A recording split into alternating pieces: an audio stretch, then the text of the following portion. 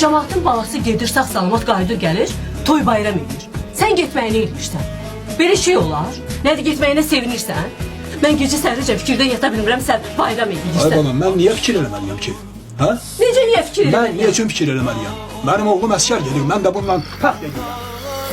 Kurşun atsan çığ olur, sen oğlunu geri dönmez. 2020-ci il 28 sentyabr saat 00-dan Azərbaycan Respublikasının bütün ərazisində hərbi vəziyyət elan edilsin. 2. Hə, yaxşı ana qurban, yaxşı. Özündən müğayət ol. Sağ ol, başa dönərəm, sağ ol Murad. Vətəndaş Məmmədov, vətən sağ olsun.